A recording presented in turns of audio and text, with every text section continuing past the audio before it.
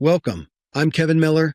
I have conversations with people that help us make better meaning of our lives.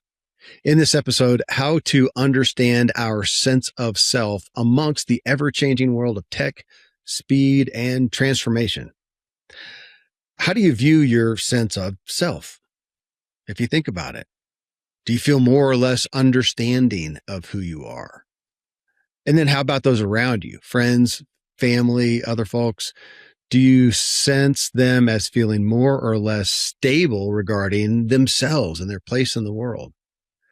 I think it's worth considering, and I feel a continued shift towards there being a lot of insecurity about ourselves culturally. I've got kids 13 years old to 30 years old. That's middle school to grad school and beyond. And I see and hear of consistent quandaries versus self and identity. But, I'm 55, and even amongst my peers, I feel there are also more struggles than there used to be, it seems. My guest today has been researching this issue, and as so much of the human condition feels that the current age of tech and speed and constant transformation is having an adverse effect on our sense of self. Patricia Martin, she's a cultural analyst and author whose insights have appeared in Harvard Business Review, the New York Times, Slate, Psyche Magazine. She hosts the popular podcast, Jung in the World, that's as in Carl Jung. And she's the author of 4 books, including her most recent and my focus here. It's called Will the Future Like You? Reflections on the Age of Hyper-reinvention. So in the book, Patricia asks, what if the harms of living in an increasingly digital life go beyond just undercutting our attention spans or blunting our social skills? What if it cuts deeper to the core of who we are and who we know ourselves to be? And I'd say understand ourselves to be. So in this episode, we explore the challenges that tech and the internet and just the culture around those seem to be imposing on the human psyche, and discuss the processes that make us who we are, or at least who we understand ourselves to be. We also address 3 conditions that Patricia cites as unraveling who we are: persona fog, chronic self-doubt, and what she calls cascading crossroads. You'll hear about that in the conversation.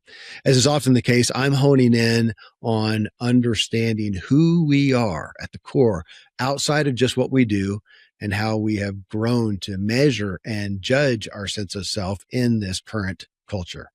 So coming up next, my conversation with Patricia Martin regarding our sense of self in this age of, as she says, hyper-reinvention.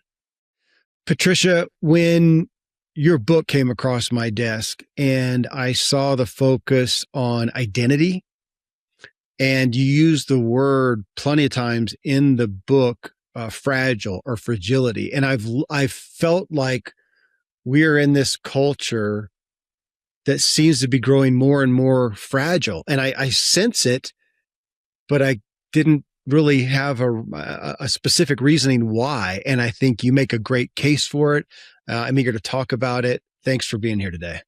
Oh, it's great to be on your show. Thank you, Kevin, for having me. Yeah. So I spent a decade on this research that gets described in the book, Will the Future Like You? And I was really looking at what it means to form a sense of identity psychologically in a hybrid culture where we spend a lot of time online. Yeah. And that's norm busting in a lot of ways for society, that we interact, we do courtship, we learn, we express ourselves. It has become the dominant medium. And in fact, there are many people who argue somewhat successfully, I think, that it is the driving force now. And I began to look at what it meant to build a sense of identity through our online reality. And that's what led me to the fragility issue, because what I observed is that we have become so dedicated to expressing who we are online through the persona. It is the most fragile itself. It is thinnest layer of the psyche. And I'm using here Carl Jung's model, his map of the psyche, which said that there's a self, a core self, and that is installed in all of us. We all arrive here on the planet with that, and it is the operating system. I'm just using tech terms for it. And then the persona is really the GUI interface between you and society, and it has a purpose. It's tethered to the ego, and its job is to help you succeed socially. To not be a jerk, to be kind, to express, to conform, to be understanding, compassionate. Like, you're showing that through your affect, right? And it helps other human beings create relationships with you.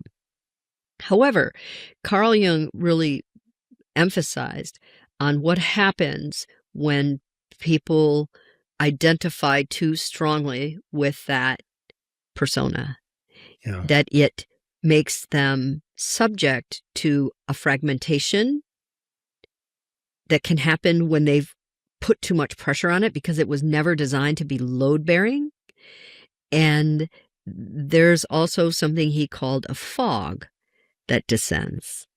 And so, meaning you can no longer access, you've put so much energy, psychic energy, into that persona, that external performance of the self, that it creates distance between you and the core self. So you lose things like, a sense of inner direction, a sense of self-determination.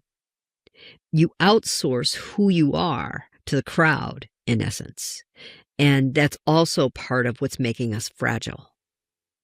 Well, let me ask you about that. Another thing that I just interested myself with in regards to the book and you is your own story, and you sharing the end of a 19-year marriage, moving, sudden death of your mother, a child with a gender change, and these things. And you talk about the external performance. Well, first off, I just resonate with that, as I have gone through some similar changes. And I had somebody ask one time, Patricia, and it was before the changes happened in my own life, but they said, if you take away, Kevin, the roles that you have, spouse, father, podcaster, athlete, yada, yada, and all the accomplishments as well, then who are you?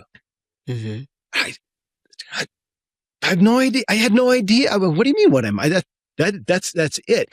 Meaning all those things that I had attached to my identity. So deconstructing those, taking those away. So as you look at that, when you look at, I'll ask you, Patricia, when you look at your identity, that core self, you actually spoke to this in the book, and this is kind of what I've been continually to grapple with, is now I can't look at it as this fixed thing. It's got to be something more than just this fixed thing of the roles and the accomplishments, and more to who I'm being than just what I do. Thoughts?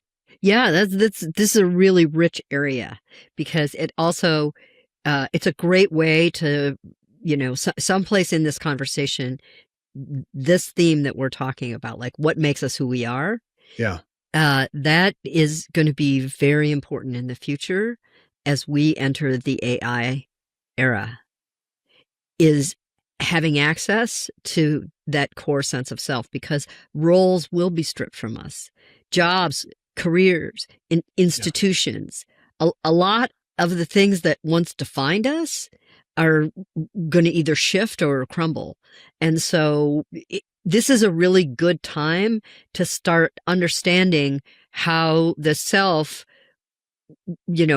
sort of performs when it is well cared for. And what I mean by that is, when you understand that you're more than a collection of your performances, when you understand, this is one of the big myths that I hope the book shatters. You begin to understand that what you put out there isn't benign. It affects who you are in here. And I have 10 years of research. I've got data. I harnessed a very rudimentary it was sophisticated for its time, but it was an AI program that helped me scrape the web 12,000 across 12,000 users and 500,000 conversations in a day, and then parse that and group that and see the patterns and cross-reference the themes. And so what I'm really understanding is that we're reaching a sort of threshold where we have to decide, are we going to continue to be defined by our personas, or will people understand that we have neglected our interior world, and it is the source of the core self. It is where that lives, right? Can I ask you about the threshold? You talking about that? Because well, one thing I recognize, you and I, we are not digital natives. No.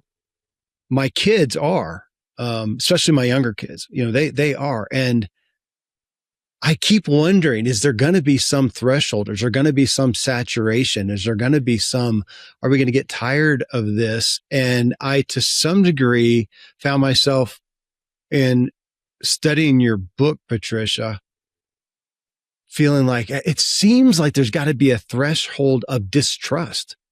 I mean, now when I look on the media of any form, whether it's the news or social media, and you see what you see, and I think I don't know that I believe any of this stuff. Are we gonna?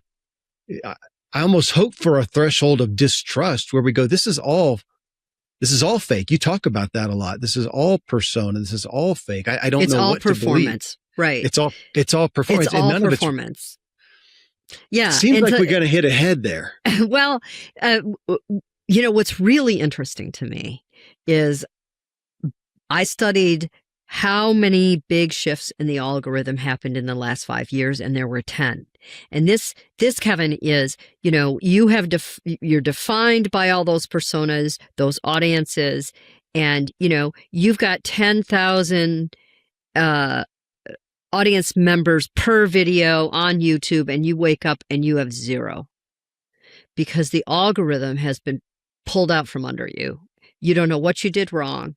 You don't, right? And what that does to people who have defined themselves based on those external personas is their immediate pivot is, okay, who do I have to be next? Mm-hmm. Like, who do I perform myself as next, rather than any kind of, inner direction.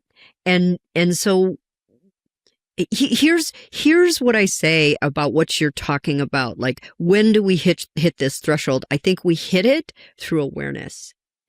I think we start to understand the cost, the price, and make our decisions accordingly, but we make them intelligently because we have insight now. And I think this younger generation is more savvy. I mean, the fact that some of them are like, the prestige item is to own a BlackBerry that's been refurbished because it can't track you and it can't, right? It does just a couple things. It's like the the Polaroid camera of their generation. So I think you're seeing some awareness, but I want to define early in our conversation, like, what it takes to build identity just in general, no matter if you're in a virtual environment or in bricks and mortar. So there are 3 things, 3 elements that go into defining an identity. One is how you see yourself. The second is how other people see you. And the third is your will to define yourself. So what has happened with the attention economy is it has been coded in such a way. So we've been set up for this. That we have placed the emphasis on how others see us. That has become primary. And we're losing touch with how we see ourselves because that's based on the first, which is how others see us. But the third is, I think, the most important to understand. And actually, James Williams, who was formerly at Google as a strategist, he's now at Oxford University as a philosopher. But he outed Google for and other big tech companies for coding their platforms purposely to reduce human will.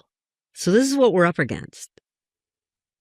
And so we're reacting. What we're doing now is we're adapting to a structure more than, I don't want people to think like, oh, I'm doing this wrong, or there's something wrong with me. The self is starting to give us signals, and those signals are becoming louder, like it's pounding beneath the noise floor to let us know that we've tuned out, and it wants us to tune back in. I mean, when it's easy to look at this. Well, I wanted to ask you on this. I mean, you say this in essence in the book. Well, you say it specifically at one section, but we are volunteering into this stuff. Mm-hmm. I do not need to. Well, there's arguments on there. I don't have to be on any social media. I don't have to have a device at all. Now, I choose to because there are things with the business that I have here. It helps. It helps. Mm-hmm. Could I do what I do without some of that? But even there's a choice. I can do something else. I can have another profession. There are professions that don't rely on this. We are opting in to this. I wondered, but I didn't see this specifically in the book. You're not necessarily calling and saying, okay, so everybody get off social media, throw your phone away. You're not really doing that. What's the balance though? Right. So there are people who, have sort of mastered a discipline about how often they post, when they take breaks. Those are all good practices. And we have to live with this technology, and we're going to be immersed in it more and more as, we enter the age of AI. And I just want to mention briefly about AI, because I've been working with it for so long. I do see that it has been set up to correct some of the mistakes in relationship building that social media made, meaning it's untrustworthy.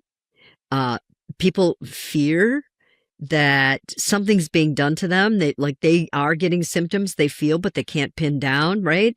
They do believe that they're being distracted to a point where they can't really achieve focus anymore. And unfocused attention is, it was the bedrock for what my Csikszentmihalyi called flow, was being able to focus your intent and your attention. And we're losing the ability to do that. And people are starting to sort of add this up. But I think the thing that AI is doing is it is building trust. That's its job right now. And so it was interesting to me to see the headlines that Claude Anthropic made a big deal, a very public deal, about not surveilling American citizens because they're playing a long game and they want to create trust within the robot class.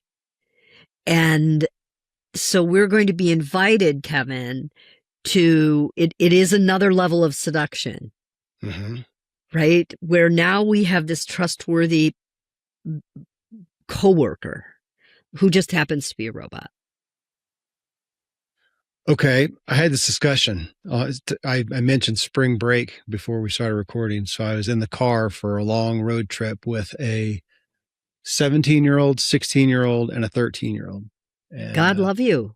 I got to admit, they're a joy to be with. But talking about AI, and I look at it, I have kind of pushed off AI, and yet I can also, I relate this to mountain biking. And if we were on a mountain bike trip and there's a trail, kind of a, difficult trail along the side of a road, but there's also a road up here to get to the trail we really want to get to.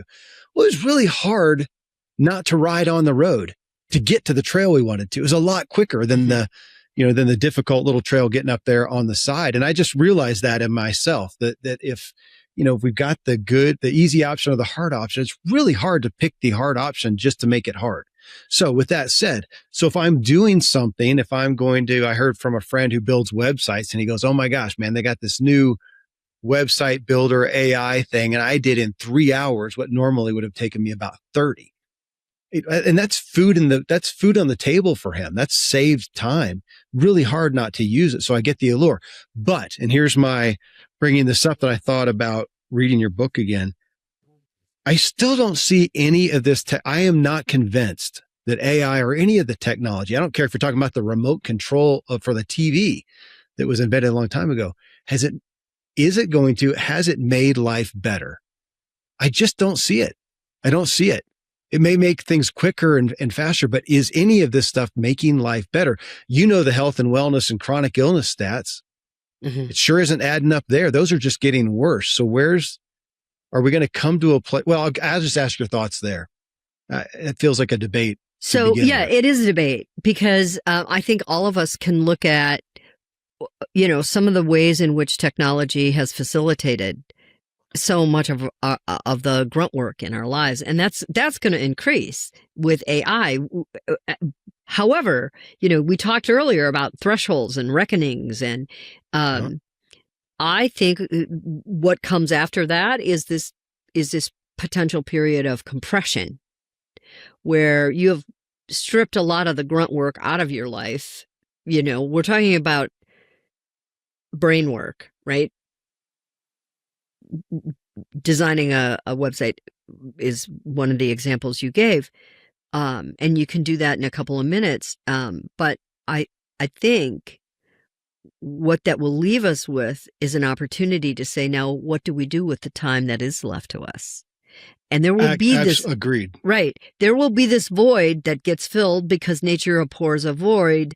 And we can fill it with slop. We can fill it with a bunch of new personal technologies and distract ourselves with that. Or we can begin to sort of rectify some of what happened to us during the social media era, because that's what I tracked. And I can tell you that by people living externally and defining themselves by their personas, these are masks that people are wearing, multiple masks across multiple platforms, speaking sometimes in slightly different voices, neglecting what's underneath, and making the personas load bearing in this way and commercially viable. This made a lot of people commercially viable, by the way, online. And so, this is, to me, like, if I could make an analogy, it would be like moving a piano on a skateboard. The piano is your life and your whole self, your reality. And the skateboard is the persona. Yeah. And we've been doing this for about a decade now. And the wheels are starting to come off the skateboard. And it's showing up in, people, your audience, you guys, you're optimizers. You're looking for the best you can build, right? And I think that this is also like going to be a turning point with self-help. I can tell you where the frontier is going to be. Tell me. It's not going to be about optimization. Okay. It's going to be reclaiming what was underneath that. It will be going into the internal world. Somebody brought to my attention recently that some of this has been discussed openly by Tim Ferriss, just kind of looking at the self-help movement and saying, where's the there? I saw if you're referring to he had a blog post in the past few months. It was like after 20 years or whatever he said in the self-help movement. This is what I learned. I saved the email for his blog. Yeah. You talking about optimization. That's a good word to use. So I did a road trip with the kids, about 15 hours. Phew. And it was really difficult not to fly. But we wanted the car there. I actually wanted to take my mountain bike, and I had different reasons. And then one of the kids was kind of interested in that. But to think, oh my gosh, 15 hours on the road, and we could have gotten there in, all in all, probably would have been 5 hours or so. And why didn't we do that? It's so optimized. Well, we would have been on there. You've got your screens, and maybe they show a movie on flight and whatever, fill that up. Well, what did we do? We talked and we listened to music. And a lot of times we were in the back roads, and we were out of cell service. So we didn't even have that. And I look at that and go back to what you said. What do we do with the saved time? Right now, my buddy who just built a website in 3 hours instead of 30, he's just going to take on that many more clients and do that many more websites, and everything's going to speed up, and he's going to do more. And our anxiety keeps going up. Yeah. Right. And he's still on the skateboard with the piano on his shoulder. And Agreed. And so, but I want to kind of lean in here, Kevin, to your description of how you spent time with your kids, because I get asked a lot, and I am not a child psychology expert. I did look very closely in my research as to how adolescents especially develop their sense of self, because it's such an identity formative time. But I would say, when people ask me, what can we do? Especially we're raising these kids and they're steeped in this, they're natives. This is like oxygen to them. And what you described in that trip is part of the solution. I'm going to go back to 1961 for a minute in the Wayback Machine to Donald Winnicott's work on watching toddlers, hours of watching mothers and toddlers. And it's part of how he came up with his theory of the good enough mother. And the good enough mother, her one, if I had to call it a superpower, it was her gaze. And she could look at a child and see the whole child, not the tantrum, not the behavior. She had a grasp of who that child was, and that was bedrock for a child to build a strong identity. Was the good enough mother wasn't driving them to 5 different after school activities and hovering and seeing to it that they got praise and participation trophies. No, that's superficial. What she did is she recognized who the child was, saw that, and held that. So as a sort of it was a way for the child to return to him or herself, when things went sideways. And I think the time that we can spend as parents helping invest and direct our children toward the things that light them up, the things that make them, you can tell when they're expressing who they are, because there's a radiance to it. And this is different than a fad, right? They all have interests and they come and go, but we're talking about, when a kid really resonates with something, these are the things to pay attention to. In other words, get out of the parental optimization building and get into the cultivation business of cultivating an identity in your child that is not a projection from you. It's something innate within the child, and you are bearing witness to it. Okay, a couple things, Patricia. I have a lot of kids. I've had the benefit of being a father for a long time and testing lots of things. And today, along with this topic, I'm enjoying the differentiation between communicating and contacting. I feel like that's what we really do. We communicate and contact. We're in contact with a lot of people. We communicate with a lot of people, and trying to separate that out from that word connect. Because I don't feel like we're connecting. We use that word. Oh, we're in connection with a lot of people. No, you're not. You're in contact with a lot of people. You're communicating a lot. You may do that with your kids. Maybe you text them 5 times a day. There's communication, there's contact, but not true connection. And that's what I was thinking of as you just talked right there, is you're talking about an actual deep comprehension of connection with your child or anyone. Mm-hmm. Thoughts? Yes. And people feel that too. I mean, this is, I think we're going to see also an era of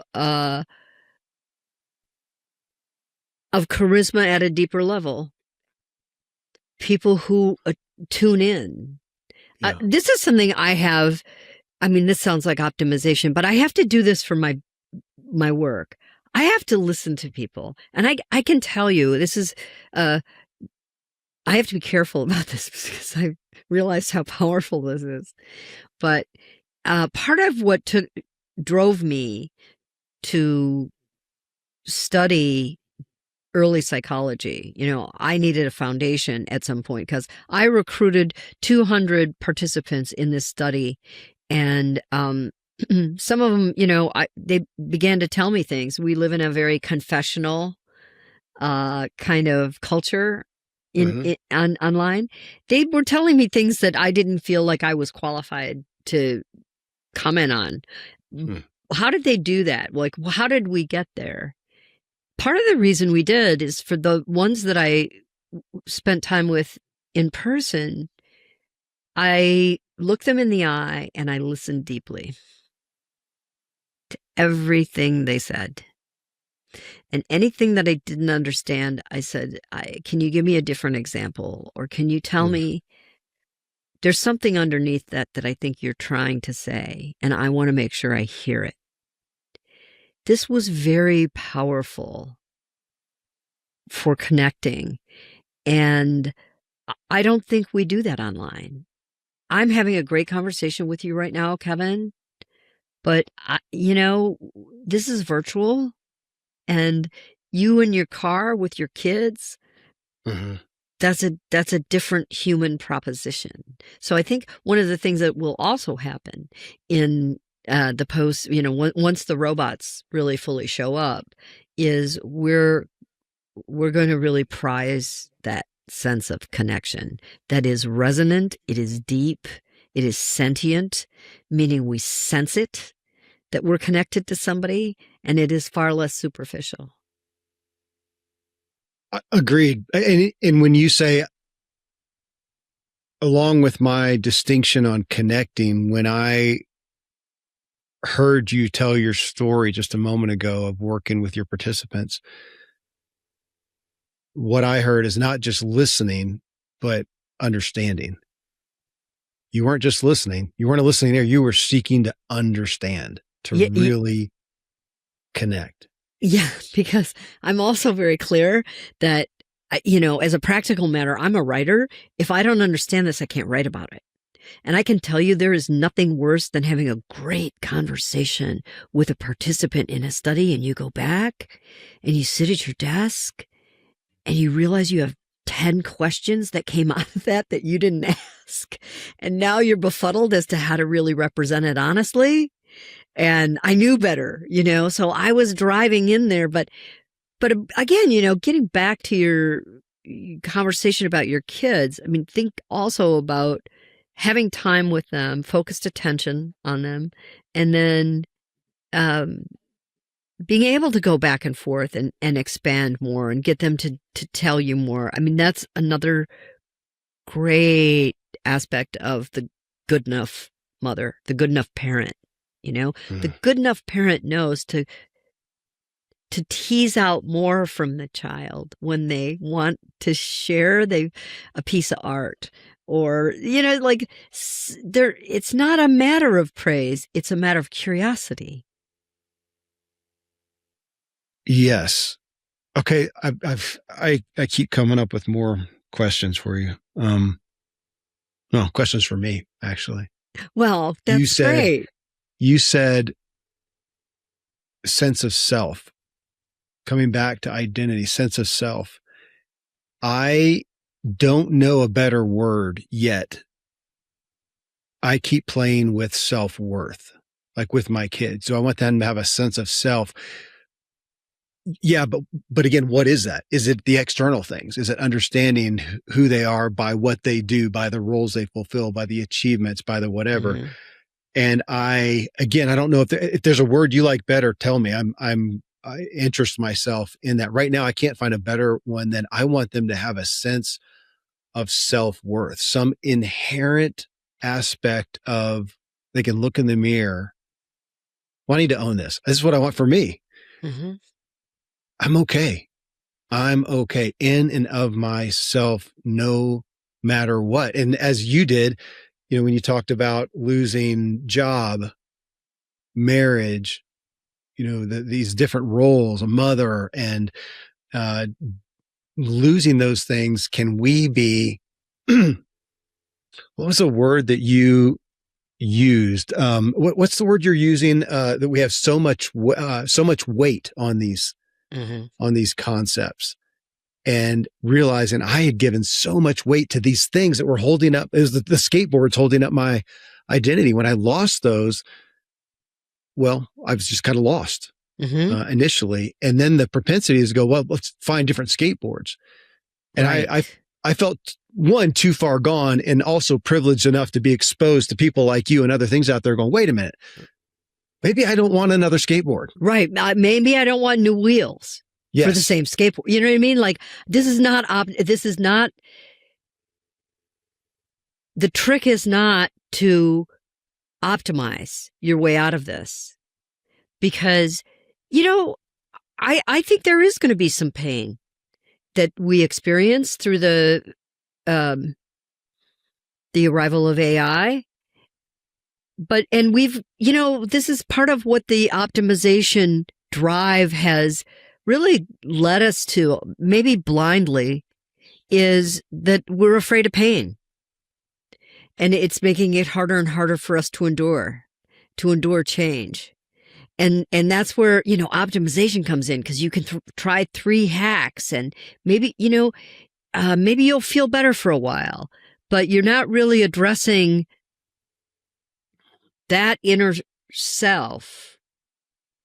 But I think you and I are having a conversation that is the beginning. It's the beginning of something different, because I also tracked what was sort of the dominant message that a lot of young people were getting for the last 10 years about how to see life and how to see the world and how to see themselves. And I can tell you what was really popular was this idea. It really has its roots in a gentleman named Lacan, who studied under Freud. And it really, his thesis is, you have no self. That is all just a cultural construct that you've bought into. Really, the self is a performance. And you can imagine how, when that met with the digital age, how convenient that was, because it taught people, especially younger people, that they had nothing to lose, right? By living on the skateboard. Because there was no self. There was no vehicle bigger than the skateboard. So you didn't have to bother looking for it. And I am a self-proclaimed Jungian, in that Carl Jung didn't have that kind of sense of restriction about you're all just persona. There's nothing deeper in there. He advocated for the existence of the soul. It's why he and Freud broke up.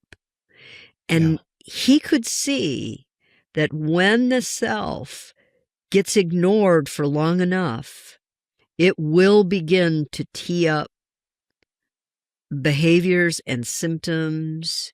It starts sending you signals, including signals that will make you do things like self-sabotage, because it wants you to move in a different direction. It wants you to focus.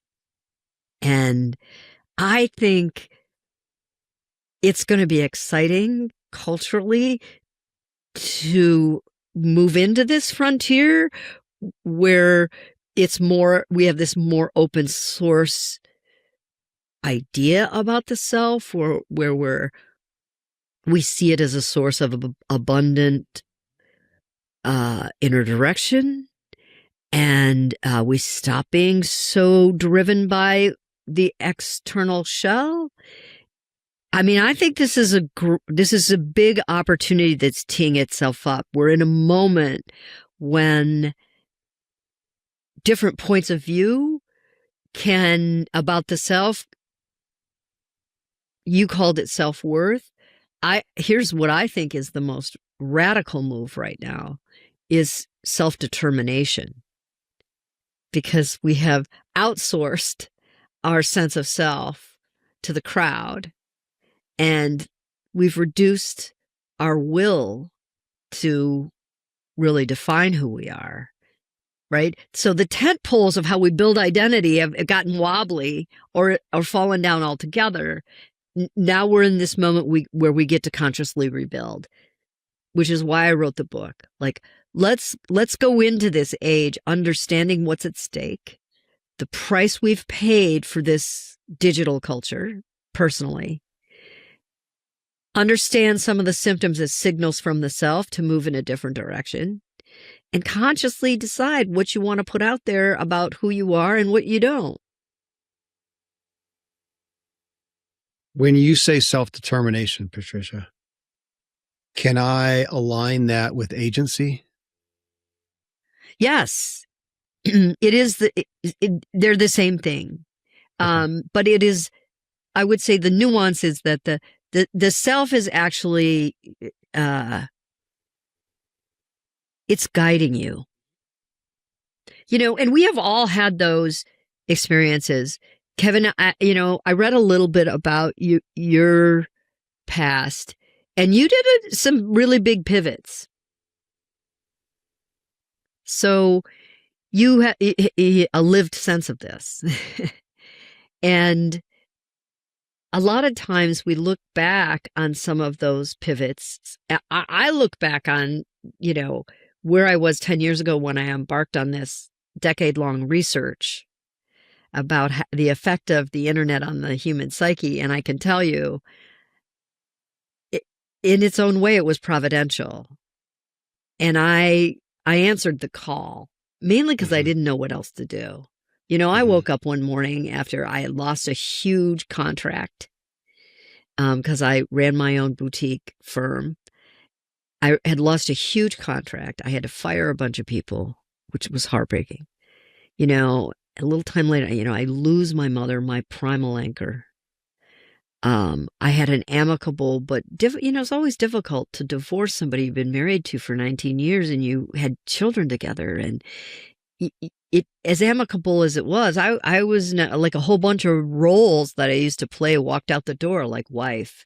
My neighbors didn't treat me quite the same.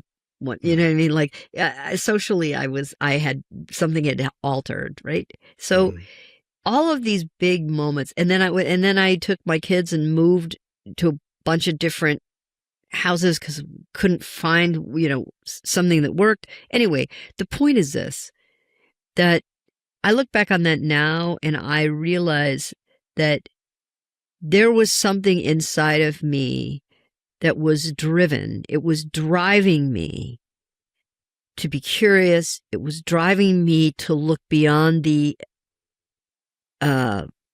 sort of the fallout. There's a phrase I use in the book. It's called don't swallow the storm. When we go through a big upheaval like that, there's a tendency to like bring it all inside. And I had been meditating for 20 years and I learned that I'm trying to bring all this debris from my broken up life inside and masticate. But what I learned is that when we undergo these major turning points in our lives that often have a lot of disappointment and heartbreak attached to them, that we get to walk down that beach where the storm has hit, and we get to decide what stays and what doesn't. And that process is identity building. It helps us determine. It gives us the ultimate source of agency when we decide what still matters and what doesn't. Well said. I almost don't want to go further than that, but I still am going to. Patricia, your focus on the book, the message on persona, persona fog, and then you also talk about this chronic self-doubt. Let me give you the preface. My interest and focus on just overall well-being, health and wellness, but overall well-being. And I've come from a lifestyle of, athleticism and fitness and whatnot, and focus on what I eat, eating well and sleeping well and exercising well and all these things. And yet my current focus at 55 years old, I have no limitations really. I'm doing well. My concern though, that I tuned into on your focus on chronic self-doubt is, and I say me, I'm studying great minds looking at anxiety, at the termites, in essence, is how I think about them, of anxiety. And that my anxiety level, call it stress level, when we even have, I've got wearable device today that kind of gives me some biometrics on where I am. It literally gives me a stress readout, and I can look at it, and it's stress from maybe a really hardcore mountain bike ride, but I can also see it go up if I let my mind go to a bad place and I'm literally worrying about something and looking at the overall stress. And I am more and more interesting myself and convincing myself that marker may be far more important, not to disregard what I eat, how I sleep, whether I exercise or not, but that one may be the greater focal point for especially for my long-term wellness, my literal health span equaling my lifespan. I don't want dementia. I don't want cancer. I don't want anything of those. And as I don't want those things, I don't want those impairments, my focus more and more every day is on anxiety and my moderation of that, more so than these other so easily tangible things. I can make sure today I eat totally clean. Not that big a deal. That I exercise, again, that I sleep, that I meditate even. But where is that? That's where I felt a thread from your book and your message and around chronic self-doubt and anxiety. How am I tracking? Very well. And chronic self-doubt, chronic meaning it plays over and over and over again. It's not just an episode, right? We all have doubting moments in our lives. This is just constant in the back of your head, right? And it arises from the combination of two things. And one is anxiety, and the other is chronic uncertainty.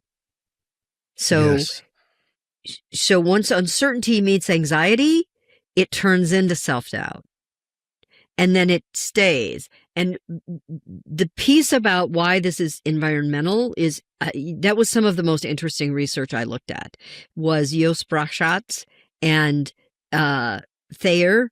They studied how people respond to external threat.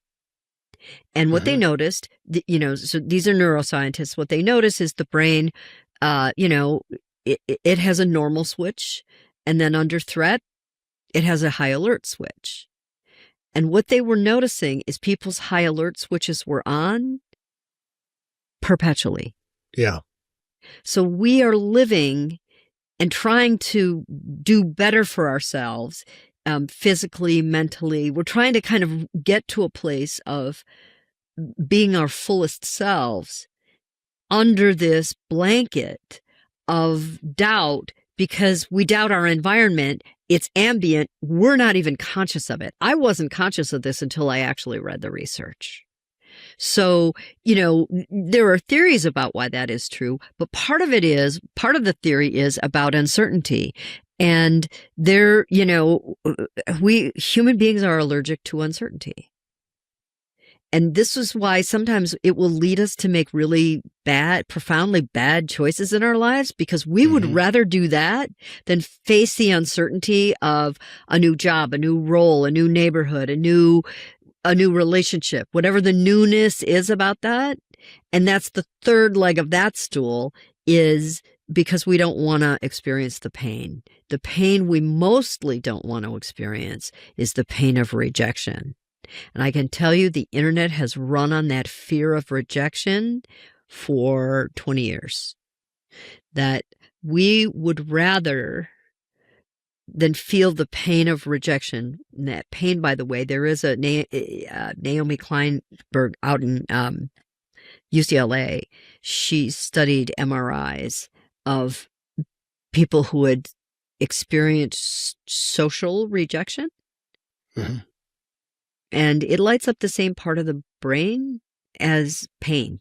So your body reads it as the same as being punched in the face. And so this is also led us into this place where, because we're distrusting because we don't want the uncertainty.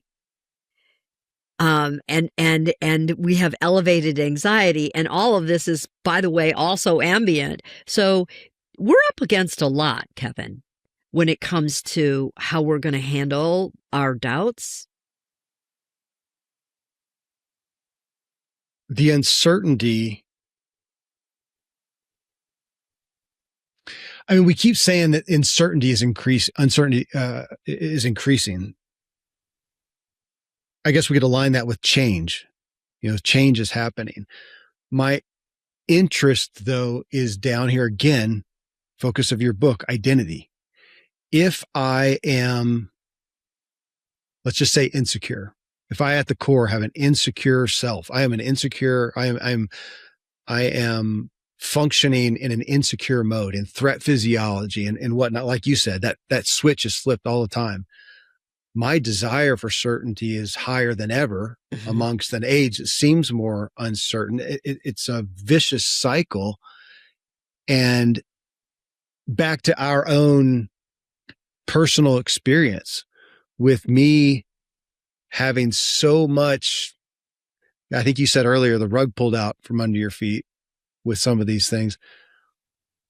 What I've come to is, if I can be secure, again, I use the word self-worth. You said self-determination, but a secure self in some way. The more I can do that, I'm kind of okay or okayer. Yes. With uncertainty. And so your correlation then, that if everybody's inner security is so much based on this persona, exaggerated by this online world, we've got a really bad mix. Yes, exactly. Which is why this is partly why I wrote the book. When I started to get back my findings and realized how many interlocking pieces there were to this puzzle, that they were interdependent, that it was going to be very hard for people to feel gratification by living a more examined life, because some of this is unglamorous work.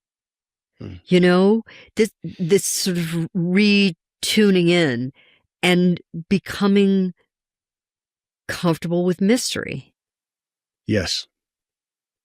And it was Carl Jung who had the theory of the third thing, that how growth really happens for people, especially in middle age, is when you have two opposing forces and they are in tension.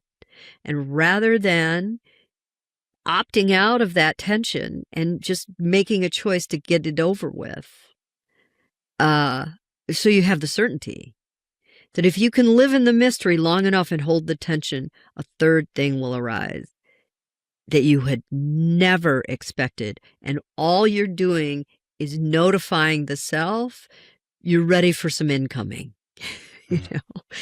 Much of it gets drawn from the unconscious, which your body is already in tune with.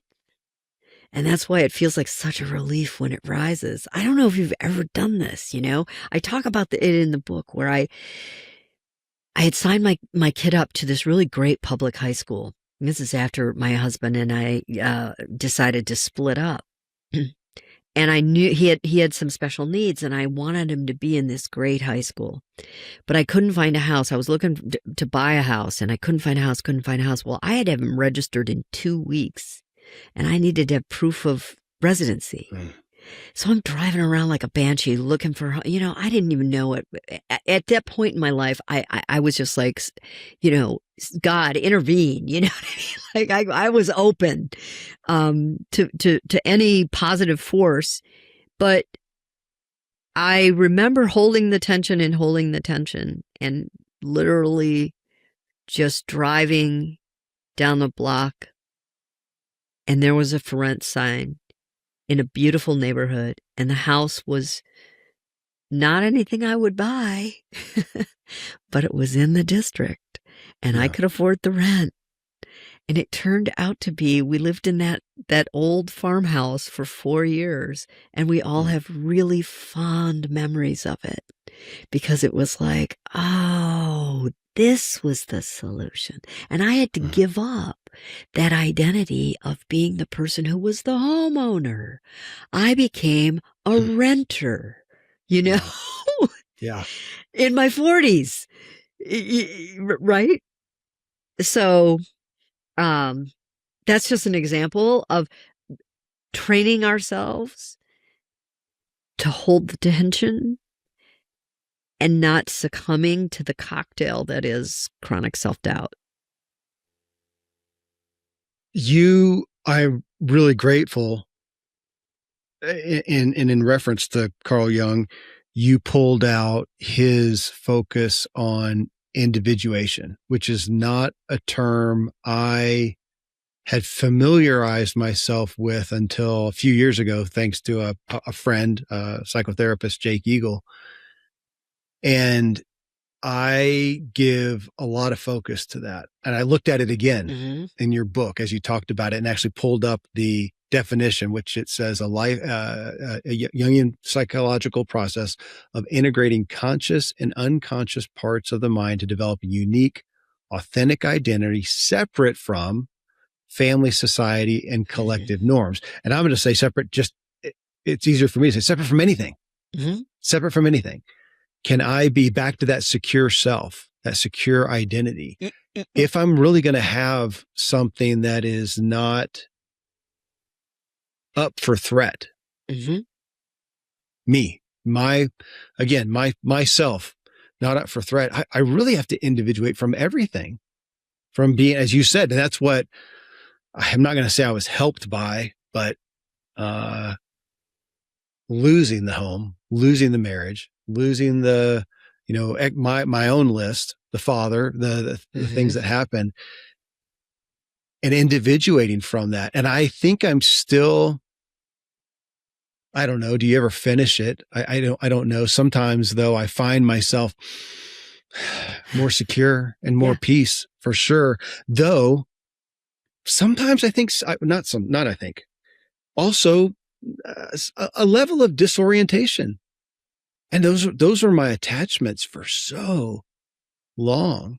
Patricia, my marriage was almost 32 years. Oh, wow. I've got 9 kids. I have of all these things, and to lose those, I still almost don't recognize myself, but my stress levels are down.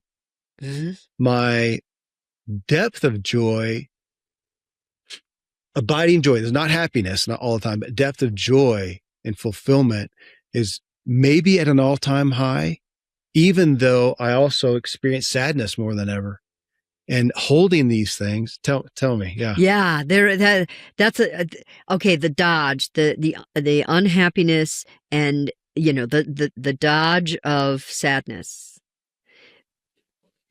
This is another cultural wave that, it's about 20 years old. It goes back to Seligman's research, but it became really hot in the last decade, this happiness stuff. And I don't mean to disparage scientists who have studied it. I mean, there's some really interesting research in there. However, how it got applied is like, get the happiness chip, plug it in, and you'll be better. Yeah.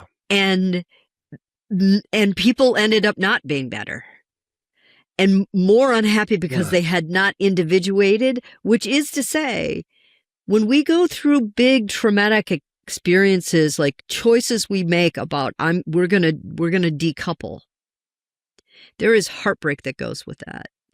Yeah. And it is an invitation to individuate, which means you look at some of what you did to cause that and your shadow material, and that is part of you too. Rather than shunting it with a dose of happiness because you don't want to look at that stuff. Where true happiness comes from is when you can hold up all of your best attributes up against your shadow and understand that this is all part of you and the self is still okay. Yeah. I don't know how to say it better. Thank you, Patricia. You know, I sat here and typed as you were just talking, kind of bell went off of the happiness focus. I like your aspect of a chip. I all of a sudden correlated it to, I don't know when it started, 1980s, 70s, somewhere along there, the fat-free. Mm-hmm. The fat-free fad that we were in for God knows how long, that was, promoted by everyone, literally everyone. And after being fat-free for so many years, we could watch the graph of the more fat-free we were, the fatter we were getting. Right. It wasn't working. And I'm thinking about that now with the happiness chip, as you say, and the more focus on that, we know the stats. We're at all-time lows for reported well-being and all-time highs for depression and apathy. And I don't know where the suicide rates are but apparently it isn't working. I think we've done such a disservice to, we're chasing happiness. And of course, like you talk about in the book, where do we go for it?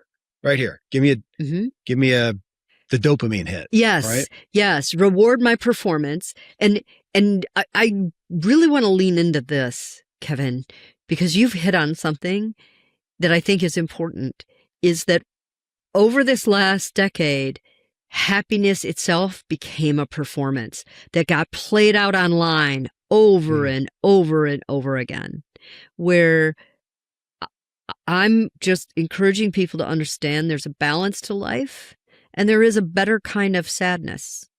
There's the kind of sadness that you grow from because you're willing to look at it and the source of it and what that sadness is doing to your life. And then you're choosing, again, you're walking down the beach and you're choosing how much of that you want to take inside and what doesn't belong to you. And that is very identity confirming. You don't get that from nothing. Do you know what I mean? Yeah. You don't get that from the happiness chip. You don't learn anything about yourself from the happiness chip.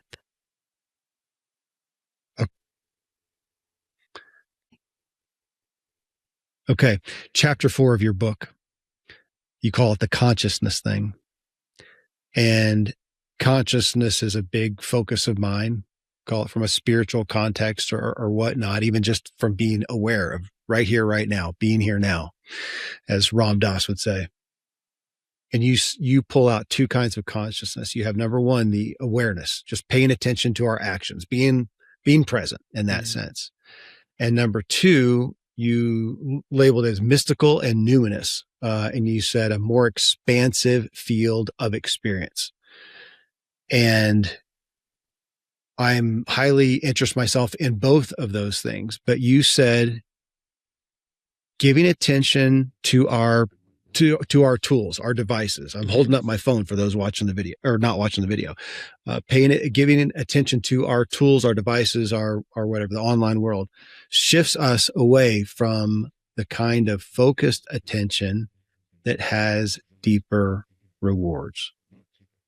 So elementary in some way, but we're not doing it. It's the common sense. It's not common anymore. It's the fulfillment that I'll have tonight from spending an hour after having grocery shop, spending an hour cooking my food with a glass of wine and some good jazz on and serving my family, as opposed to a fast food drive through and eating in the car. And I want the deeper reward. I have no satisfaction from that. But as you're saying, I'm going to pull it again. This is right out of your book. When we deplete that ordinary type of consciousness, just that base consciousness, when we spend so much time giving it to our tools and devices, we diminish the opportunity for the second, more transcendent type. That was worth the price of admission for me. Well, I have to credit someone for that. Okay. So my insights around that, I have to credit Mike Csikszentmihalyi. He gave me an interview 2 months before he passed away. And we talked for 2 hours. He had previously said, yeah, I can meet. He was going to be in Chicago. Will you, I mean, just for people listening, if they're not aware, I'm trying to find his book. I think I have it. It's called here, Flow. but his book is the book called, it's just Flow. Flow. Isn't it? Yeah. It's he coined the theory of flow, which was about peak performance. Yeah. And he studied people. He had a very rigorous process, by the way, of how he studied people's their neurological system, like everything about them when they entered what he called this state of flow, which was focused attention. When people could focus entirely on something typically that they love to do. Like there was an emotional connection to the work, and it would elevate them. It would transcend them into kind of an alternate experience of living. They were fully alive. He describes them in his book as sort of, they are electrified in this, and they can work for hours, and then somebody will knock on the door and they feel like they've been only working maybe 40 minutes and they've been in the studio for 8 hours. You know what I mean? Like time loses its boundaries. And his concern that he was expressing to me when we were talking about the digital culture was that it was raising a generation who might never experience flow because they don't have enough attention left, enough awareness, that basic level of consciousness, because they've depleted it online. And now they don't have it's kind of like a bank account. You don't have enough in your bank account to withdraw the more transcendent experience because it's been debilitated. And that to me is one of the other costs that I don't think people are talking about because they don't have the words for it. Sometimes it's like, they don't, maybe that sounds a little woo-woo or too self-helpy, but here was a guy who was at the top of his game professionally and had a very rigorous psychometrics practice, and he had arrived at the same conclusion as a scientist. My concern is that, like a bank account, is also that if we don't use that muscle of flow, that it'll just atrophy and we won't even be able to come back into it.